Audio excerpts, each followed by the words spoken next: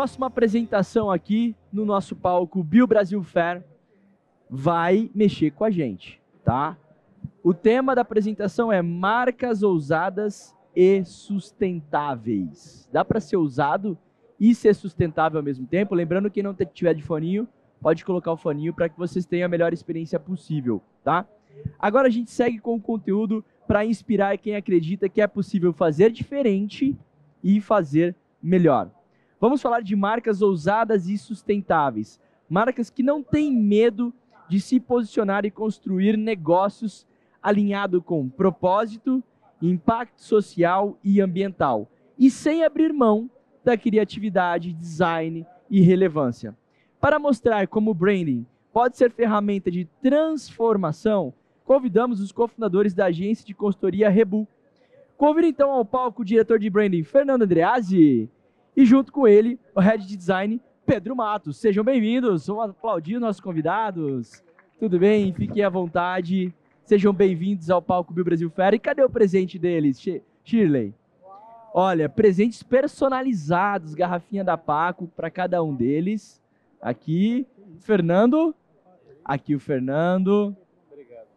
Pedro Leme. Então, essa é a nossa patrocinadora oficial para que vocês se mantenham hidratados durante aí o painel de vocês. Fiquem à vontade, o palco Bio Brasil Fair é de vocês, pessoal. Vou me hidratar aqui. Depois eu dou uma... Bom, enquanto o Fernando está se hidratando um pouquinho aqui, a gente queria agradecer muito pelo tempo de vocês todos aqui. E para quem não conhece o Rebu, né, o Rebu ele é um estúdio de brand independente brasileiro, né? E apesar de ser brasileiro, hoje a gente já está com uma operação em Nova York, comandada pelo Fernando.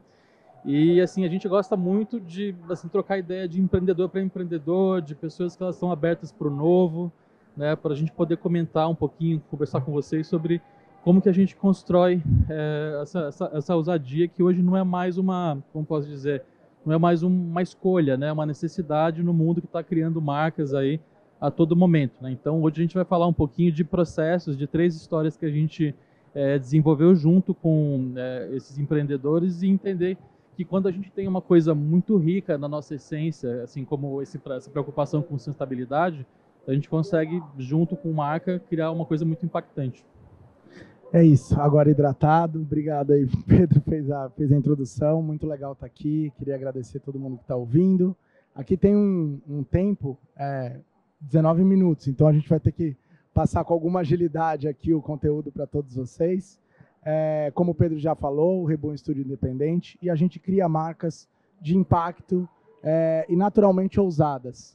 Quando a gente fala marcas de impacto, até esse termo, né, é tão irônico que em alguns momentos a gente vê marcas de impacto que não impactam. E é muito importante a gente pensar na importância de se criar uma marca que fuja do lugar comum, né? Se a gente der uma volta aqui e fechar os olhos, a gente consegue lembrar de 5, 6, 7 marcas que nos impactaram de alguma forma, né? Enquanto outras viram paisagem.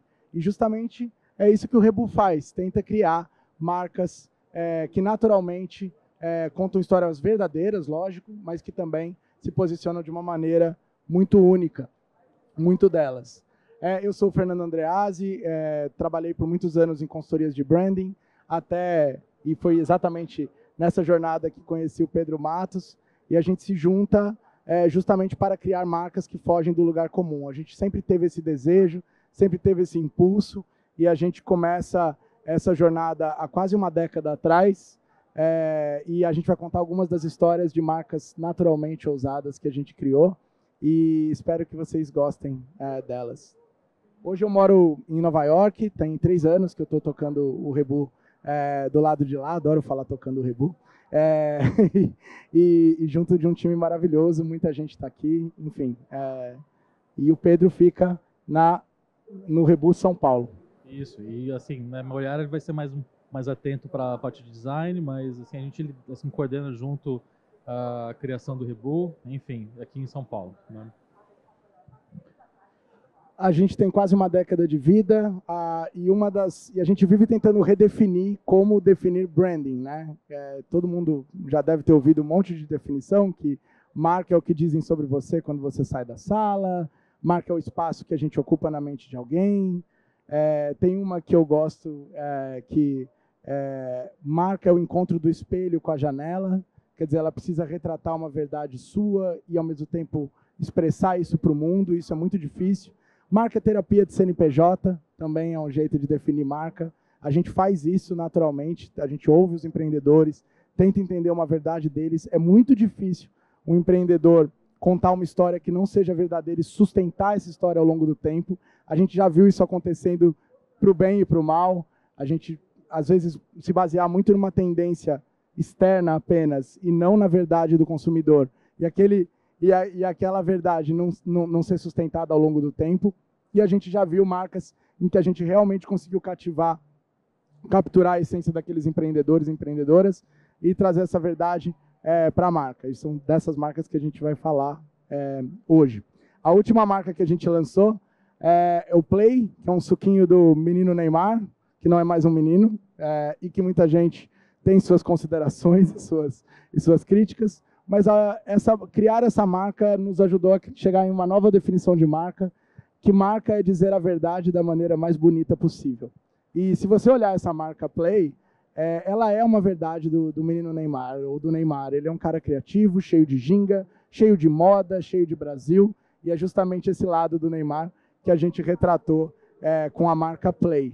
O nome é nosso, é uma marca que tenta fazer uma brincadeira com o nome, a palavra Play, com o sufixo do EY, e a marca ganha esse Play by Ney. E se vocês forem por aí, vocês vão ver o suquinho disponível para tomar. E essa é uma das nossas filhas mais novas.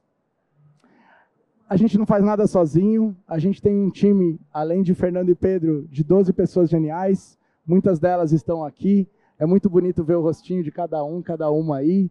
A Sofia ali em cima acabou de entrar para o time, uma designer apaixonada. O Jaci, nosso coordenador de design, um cara que ama o que faz e chato no bom sentido. É muito importante quem é consultor de marca ser chato, e chato é bom. Tem que ser aquela pessoa que vai falar, cara, faz diferença o material, faz diferença se o logo está aplicado no lugar certo, se não está legal. Enfim, e o Jaci é um dos caras mais apaixonados por design que eu já vi. A Camila Salinas está desde o início com a gente, sempre nos auxiliando, com muita ternura, com muita paixão pelo que faz também. O Pedro Bento, um cara de estratégia, nota 10 aqui, estou vendo, e se eu estiver faltando algum aqui, o Lucas, outro designer nota 10, o Emanuel, que chegou com energia absurda, a Cássia ali em cima, o Jonas do Rio de Janeiro, o Thiago, um ilustrador talentosíssimo. Enfim, não se cria marca sozinhos, ainda mais quando marcas têm essa diversidade de expressão, né? É impossível você criar uma marca seguindo uma única tendência. Então é muito importante ter olhares diversos e influências de pessoas com a Júlia também, com backgrounds muito, muito diferentes. Faltou alguém, Pedro? Deve ter faltado, mas... Tem projetos de branding no Brasil, na Europa, nos Estados Unidos. A gente tem um escritório em São Paulo, um em Nova York. A gente tem clientes importantes, fizemos o rebranding da Ambev, fizemos o rebranding da Pet Love. Eu adoro ver aí as caixinhas roxinhas espalhadas pela cidade. Acho que tem um lado bem humorado de se lidar com pets. O Bate de Latte. Criamos a marca Dengo, a gente vai falar sobre ela. O Rosewood, os restaurantes que se vocês tiverem a oportunidade de ir lá, também foram marcas que a gente desenvolveu, que a gente criou, enfim, o Grupo Boticário. Eu acho que assim, uma coisa importante também que a gente leva muito em consideração é essa proximidade de quem vai fazer com quem está precisando da marca ali, para a gente poder ter para a gente poder ter assim, um papo mais aberto, mais transparente das necessidades que a gente levanta em cada projeto, né? Então, assim, um time de 12 pessoas, ele é o suficiente, assim, o máximo que a gente consegue ali para a gente poder ser boutique, tá presente em todos os projetos, assim, assim, discutir, gerar ideia, né? E assim, ser estratégico. É isso. 2 vezes entre os melhores estúdios de design do ano, no Brasil Design Awards, o que é um orgulho para a gente. Uma parceria também que vai além do design e da criação, a gente também escreve, a gente também cria outras iniciativas, livros de poesia, zines, enfim. E o Rebu significa revolução, elegância, brasilidade e utopia.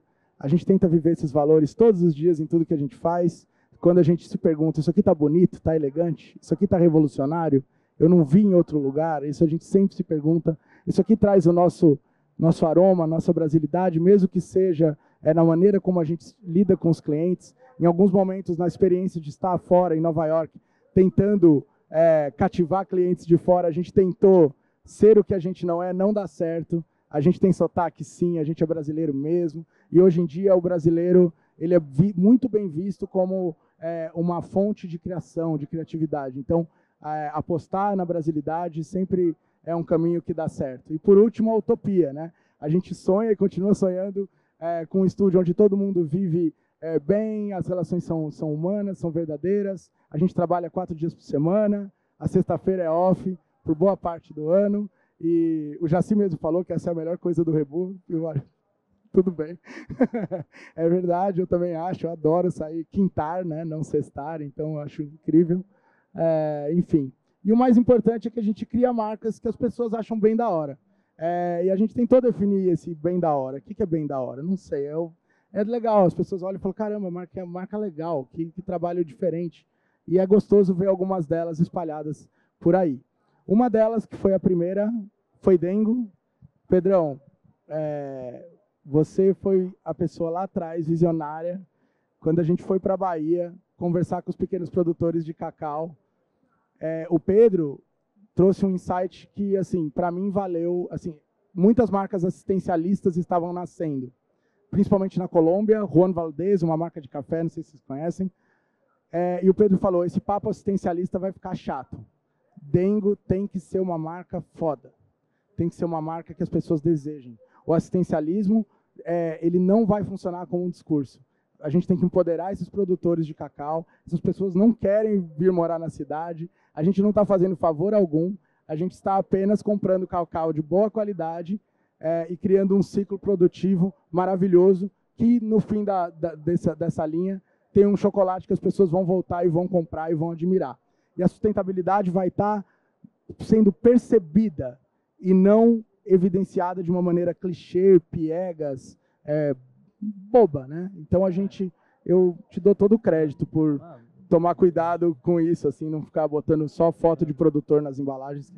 Nossa, ideia assim, cada marca, cada jornada tem uma experiência de imersão diferente, né? Então, nesse caso aqui, nós assim fomos para a Bahia entender assim como que funcionava o ciclo do cacau, entender, conversar com esses produtores, porque assim a marca ela tinha que ser sexy e contar a história que ela precisava contar, tanto na ponta ali dos microprodutores quanto nas capitais onde ela tinha loja, né? Tipo assim, para poder abrir, assim, e falar de todo o ciclo, de todos os valores.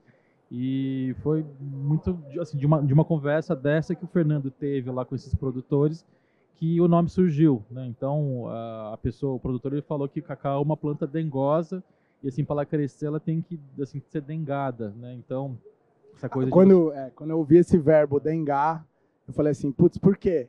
Daí ele falou que ele tem que dengar, porque ele gosta de sol na cabeça e pé molhado. Isso não é fácil, porque se você tem sol na cabeça, seca o solo, né? E é por isso que o cacau cresce no meio de outras plantas. Ele é naturalmente uma produção agroflorestal, naturalmente. Então o cacau nos ensina tanto, né, que a gente foi ali conhecer essa região e o valor do cacau. A gente falou, gente, essa história é maravilhosa, né? Até tinha uma dúvida no início se a história ia ser só sobre cacau ou cacau e café. A gente falou, não, tem muita gente falando de café, vamos falar de cacau, vamos falar de Bahia, vamos trazer a baianidade para essa marca, inclusive com o nome Dengo. Que acreditem, não é um nome fácil, né? Por muitos anos nos foi ensinado que nome chique é nome gringo, né? Que cacau bom é suíço, embora não tenha um pé de cacau na Suíça, né? E a gente conseguiu ser convencido disso. E, de repente, a gente consegue criar uma marca que muda o olhar e que traz o cacau como protagonista de um cultivo completamente brasileiro. Para mim, o sucesso de Dengo foi quando a gente conseguiu ir para a Bahia, depois de muito tempo, e ver, os produtores produzem seus próprios chocolates dentro de casa, né? Lógico, um chocolate completamente artesanal. E eu vi um produtor, o Orland Childs, ele tinha na casa dele um potinho com uma fita crepe escrita Dengo do Orland Childs. Quer dizer, para ele, aquilo é Dengo também. Então, quando você vê uma história sendo contada num ciclo de uma maneira completa, sem precisar aquela coisa piegas de que temos muitos públicos, precisamos conversar de um jeito diferente. Gente, todo mundo gosta de coisa bonita. Pobre, rico, gente que mora na Bahia, gente que mora em São Paulo. Coisa bonita, história bem contada, funciona para todo mundo. Então, essa é muito legal quando uma história verdadeira ela é contada e ela é percebida e entendida por todo mundo. Então, a gente tem muito essa visão assim de quando as pessoas vêm com alguns preconceitos, a gente fala, não, isso aqui vai ficar legal, todo mundo vai entender.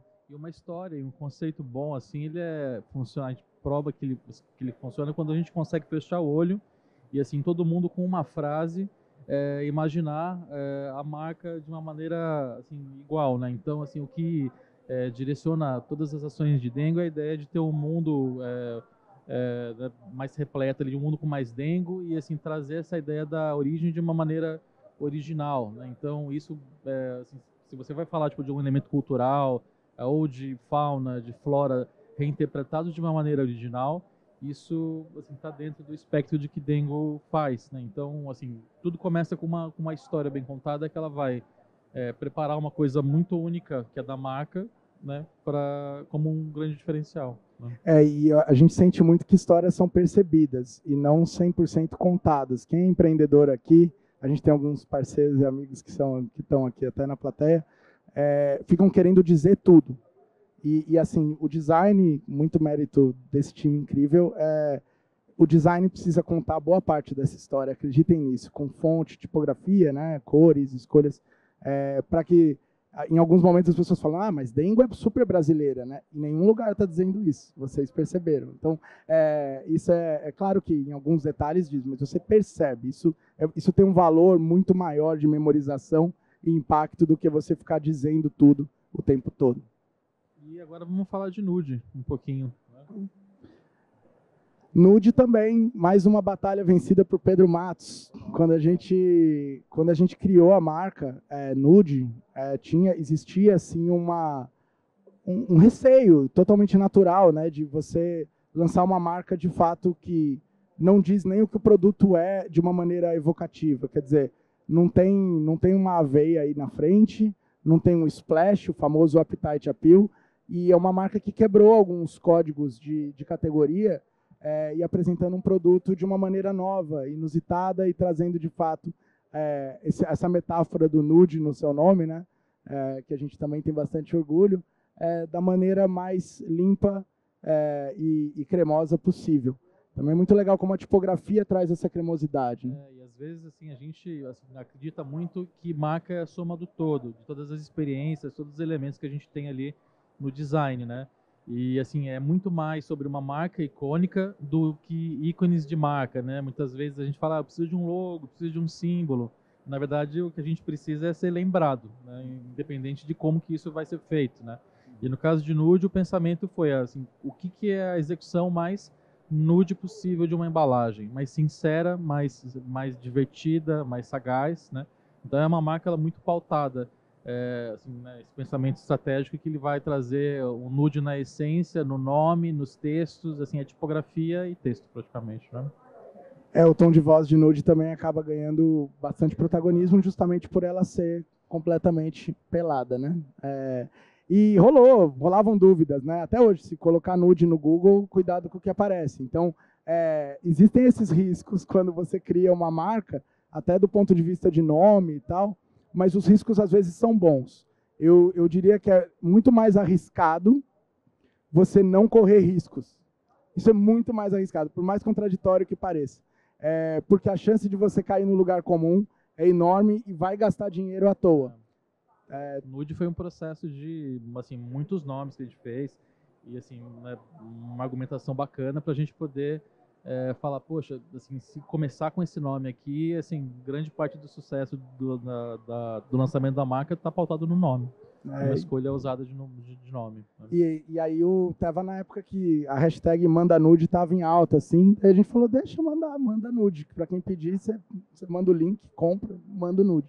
Então não tem um problema também, às vezes a gente corre certos riscos com alguns nomes, enfim, tem histórias de cada um dos nomes aí, tinha de Dengo lembra dengue, e a gente fala, gente, a gente tem que correr algum risco, senão a gente não consegue criar coisas icônicas, você cai no lugar comum.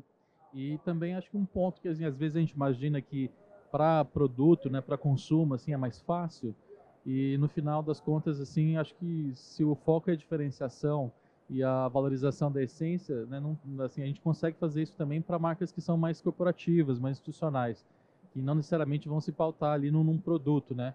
E Regreen é uma história que a gente tem muito orgulho de contar por causa disso, né? A gente se inspirou bastante, assim, Regreen, eles trabalham com projetos de crédito de carbono para reflorestamento de mata nativa, né? Então eles trazem mata nativa da Mata Atlântica de volta.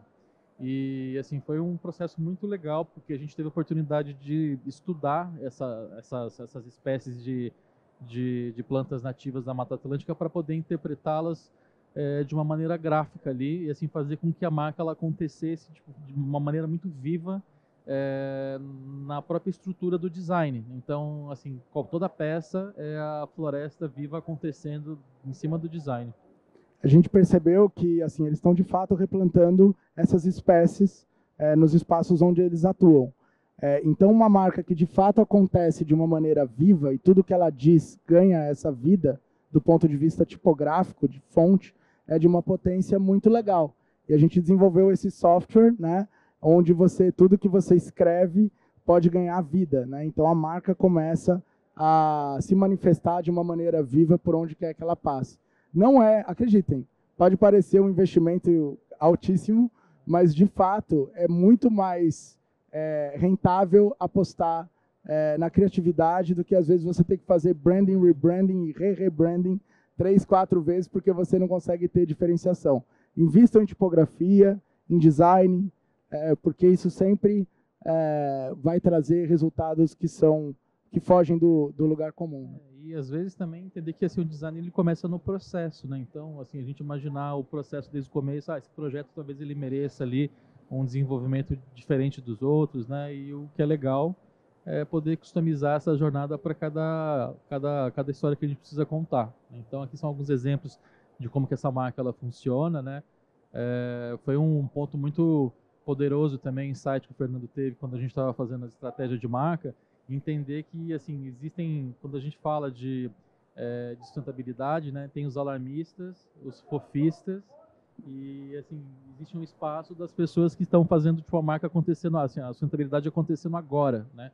Então, no caso de Regreen, a verdade era que tem cientistas assim espalhados no Brasil inteiro pela Mata Atlântica com mangas arregaçadas assim plantando árvore, estudando biomas e regeneração de espécies nativas, né? Então, assim, é se apropriar de uma verdade muito única e envelopá-la ali para a gente conseguir ter um diferencial autêntico, né? Aqui mais alguns exemplos.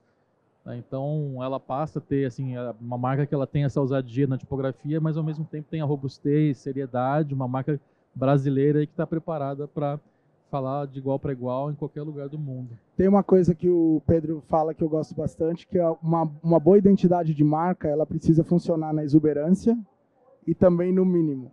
E isso é um desafio legal para todo empreendedor. Assim, quando eu tiver só meu logo e meu nome, ele é reconhecível, ele é icônico. E também quando eu tiver essa oportunidade de contar uma história como um todo, seja num site, numa apresentação, ela tem elementos de fato icônicos também que vão ajudar essa história a ser contada. No caso de Regreen, acho que foi muita coragem também desse cliente de comprar a ideia de fazer uma marca completamente fora do lugar comum. A gente acredita muito nesse elemento estranho. É algo que a gente se provoca sempre, olhar para os nossos trabalhos e falar o que tem de estranho. E o estranho é bom no mundo das marcas, porque a gente está falando de marcar, né? E quando a gente não cria algo estranho, a gente não marca. Então, eu vou sempre... O time já sabe as minhas frases clichês. Uma delas é que é mais fácil segurar louco do que empurrar lesma. A minha avó me ensinou isso. E eu acho que isso vale muito a pena para quem está empreendendo.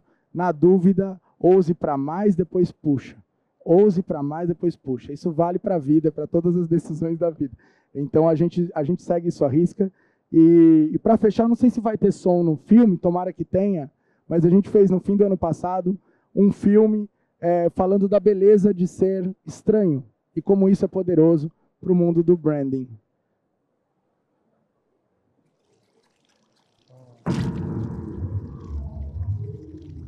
Hello, my name is Pedro, and I've designed some pretty cool brands.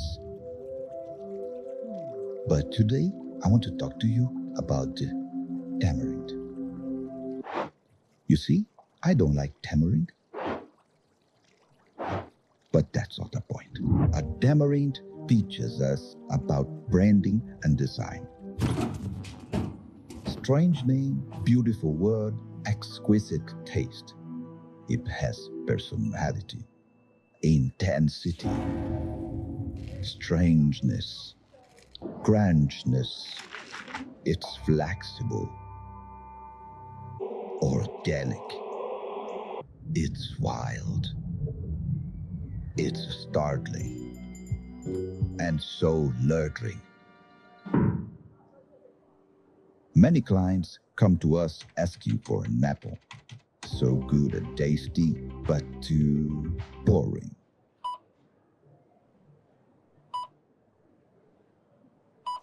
What I care about are beautiful and elegant tamarins.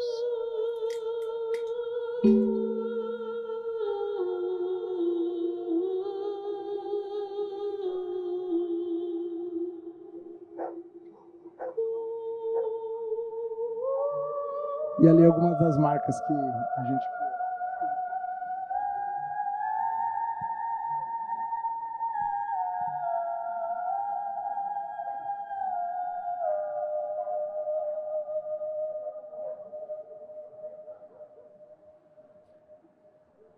6 segundos aqui, 3 segundos aqui para fechar a palestra. Eu adorei o Pedro ali, a voz foi feita com inteligência artificial, então não é exatamente a voz do Pedro. Vocês verem, meio de formiga minha voz no geral. Mas, pessoal, enfim, o Tamarindo diz muito sobre como a gente pensa a marca. Na dúvida, optem pelo caminho da estranheza. Como o tamarindo na maçã. Vão por esse, porque sempre vai causar alguma memorização nas pessoas. E esse é o Rebu. E esse é nosso time que está aqui também. Muito obrigado por tudo. E valeu. Muito, muito, muito bom. Vocês estão me ouvindo? Estão me ouvindo? Muito legal. Muito obrigado, Fernando Andreazzi e Pedro Matos. E agora a gente tem algum tempinho. Fica calma. Temos perguntas. Calma. Né? Você acha que a Paco ia dar uma garrafinha e você já ia embora? Se a gente extrair mais desses cérebros brilhantes sobre marca, não é? Gente, vamos aproveitar o pessoal da Rebu aqui. A gente tem um tempinho para perguntas. Aqui, quem tem perguntas para eles, levanta a mão. Aqui, ó, falei para vocês, tem um monte de... Eu quero perguntar também, tem um monte. Antes de perguntar, eu fiquei esperando, vai ter uma degustação da Dengo aqui, né? Eu acho que faltou, né? Vamos lá, por favor. Seu nome? Beatriz. Vamos lá, Beatriz. Parabéns por todo o resultado. E é muito legal ver o que deu certo. Agora eu queria saber assim, o que vocês já ousaram, que deu errado, que, nossa, vocês acharam que ia ser muito massa e flopou? Se teve alguma situação que tu poderia dizer, não façam isso? Boa pergunta. É uma ótima pergunta, né? E normalmente a agência só conta as histórias boas, né? Então, deixa eu pensar. Normalmente, o flopar tem a ver com quando a gente está olhando muito para a oportunidade de fora e não para dentro do empreendedor ou empreendedora. Aí flopa. Então, por exemplo, agora tá a onda, sei lá, do Brasil Core, né? Todo mundo quer ser o jovem brasileiro, beleza. Só que se a gente pegar uma marca que não tem nada a ver com isso, ou uma pessoa que, cara, não me identifica com isso, e só beber dessa oportunidade e tentar implementar numa marca que talvez a pessoa não tenha, de fato, uma verdade para falar sobre isso com muita propriedade e com muita tranquilidade, aí vai flopar. A gente já tem histórias mais do passado, quando isso aconteceu. A gente estava muito empolgado e apaixonado por uma ideia e a gente implementou a nossa verdade e não a verdade daquele empreendedor. Mas sendo filho de um psicanalista e uma psicóloga, eu aprendi que, ouça mais no início, aí depois comece a trazer essa verdade, porque é muito mais fácil. Mesmo um Neymar, ele abraçar uma marca que tem a cara dele do que você criar algo que não responda à realidade dele, por exemplo. A gente leva também muito em consideração assim 3 dimensões, né? Então assim, uma é essa que o Fernando está comentando, assim, explicou. A gente tem que ouvir muito, tem que respeitar muito, tem que assim entender muito assim desses potenciais. A outra é assim também entender o que está acontecendo no mercado, as oportunidades, o que não bateu, o que está prestes a bater como tendência e assim o que é o desejo da marca no futuro, né? Então assim, quando uma dessas dimensões ela assim tá faltando informação ali, tá difícil, assim às vezes é preferível a gente parar, estressar um pouco, aumentar um pouco mais o cronograma para coletar um pouco mais de dados, experimentar um pouco mais, ter mais certezas para depois continuar. É muito legal quando encontra esse lugar, que você começa a fechar o olho e imaginar essa marca, assim, se ela tem uma música, qual é? Se ela tem um manifesto, como ele é, sabe? Qual que é a frase? Porque daí tudo caminha muito bem, né? E aí até assim, a gente tem um time de designers, redatores, enfim, todo mundo consegue entender isso. Ontem mesmo a gente estava fazendo um exercício disso, de captar a essência de um grande grupo. Isso é até mais difícil às vezes, né? Mas ótima pergunta, assim, o que fazer para não errar? Eu acho que eu sigo ainda com a dica de não ousar é sempre pior, sempre pior. O medo é o grande inimigo da marca. O medo é o grande inimigo da marca, porque a gente olha todas as histórias de marcas que a gente admira. Eu garanto, em algum momento tem algum elemento de coragem lá. Seja o Airbnb falar Belong Anywhere, seja a Google com um nome parece nome de bebê, né? No seu momento aquilo ali foi diferente do que se estava esperando para aquele universo. Então, para mim é muito mais comum.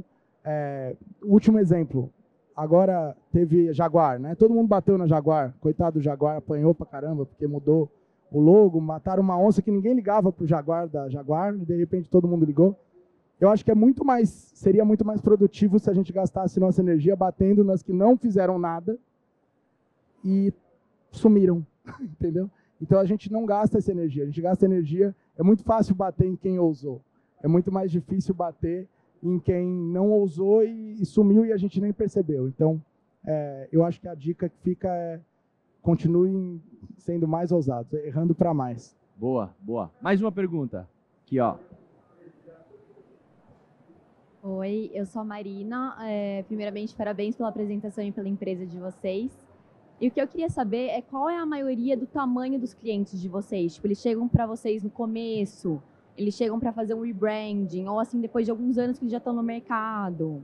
Depende bastante, assim. A gente pega muita gente que está querendo lançar, mas assim tá iniciando ali, mas assim, poxa, daí a gente precisa escalar isso, entender um pouco o tamanho da história. Tem gente também de assim primeira rodada de investimento, tem escritórios assim, tem histórias menores, assim, tipo restaurantes, tem grandes empresas, assim, a gente assim acaba atendendo diversos tipos de público, mas o que a gente leva muito em consideração é a abertura que a pessoa tem para poder ouvir o time, assim, discutir, assim, entender se a gente está disposto a ter um diálogo franco, assim, muitas vezes perguntar para a marca e não para os times, né? Então, assim, a marca ela tem que ter uma cadeira no projeto, onde, na dúvida, a gente pergunta para ela, assim, para a gente, assim, o Rebu é o nosso terceiro sócio. Então, assim, quando a gente está com algum dilema, a gente pergunta para isso. Então, assim, a gente procura, assim, se o projeto é legal, ele vai, assim, tem moedas que eles não são, assim, não são monetárias, e a gente assim, faz de tudo para poder fazer e escalar e dar um jeito de acontecer. Um dos sinais concordo 100%, um dos sinais de que uma marca precisa de fato de um rebranding é quando a verdade dela não está evidente. Então, simplificando muito o processo de Ambev, que foi um rebranding que a gente se orgulha muito, cara, assim, uma das maiores empresas brasileiras não tinha Brasil. É óbvio assim, juro, é óbvio assim. Aí a gente chega, olha para a Ambev e fala, cara, não tem Brasil. E já dando um toque aí, por exemplo, a marca Latam. Falta Latinoamérica para ela. Se pudesse dar uma dica para o gerente, diretor de marca, coloca a Latinoamérica nela que vai ficar melhor. Então, assim, às vezes o rebranding são decisões óbvias, que a gente tem que, né, é quase terapia mesmo. Você vai lá no terapeuta para ele falar para você o óbvio. Cara, você tem que separar. Puta, é verdade. Eu tô bem casado, graças a Deus. Muito Mas, bom, enfim, muito bom. é isso. Eu queria fazer uma última, a gente tem 1 minuto, rapidinho. Aqui temos pequenos e médios empresários, certo? Pequenos e médios empresários. Para quem nem tem toda essa grana para investir em branding, para quem tem uma loja de naturais lá no bairro, dá para trabalhar branding pequenininho? Um bate-bola de 1 minuto para vocês dois. Dá sim. Primeiro, não tente criar nada antes de entender a essência. Não tente tomar decisão se vai separar, não vai separar, antes de entender o porquê vai separar. Então, a mesma coisa para o branding. Qual é a verdade dessa marca? A verdade não é funcional. A verdade nunca é funcional. Se você ficar lá assim, a verdade é que meu produto entrega mais proteína do que o concorrente. Isso não é uma verdade de marca. Isso não tem história aí, não tem nada aí. Tente achar a essência, a verdade dela, e aí, a partir do momento que você encontrar essa verdade, aí vai vir o nome, vai vir o logo, e mesmo sendo um designer ou uma designer sem tanta experiência que vai executar isso, pelo menos você vai conseguir passar um briefing verdadeiramente ousado e verdadeiro, que não vai causar nenhum tipo de dissonância com a essência da marca. Então, sim, é possível, desde que você encontre os caminhos certos, olhe bastante referências. Hoje em dia tem Cosmos, tem Pinterest, olhe coisas lindas a partir dessa verdade, mas sempre com essa ótica. Tem testing também para gente que assim vê muito produto, consumo, assim, tem um site maravilhoso chamado Think Testing que ele assim tem diversos tipos de categoria de foods and beverages, dá para testar, pesquisar e assim aprimorar cada vez mais isso, sabe? Muito bom. Daria pra gente ficar até as 10 da noite aqui, né? Senhoras e senhores, aplaudam Fernando Andreazzi e Pedro Matos. Para quem quiser fazer mais pergunta para eles, eu peço que eles fiquem aqui ao ladinho do nosso palco e aí responder algumas perguntas do pessoal, tá? Muito obrigado mais uma vez, Fernando e Pedro.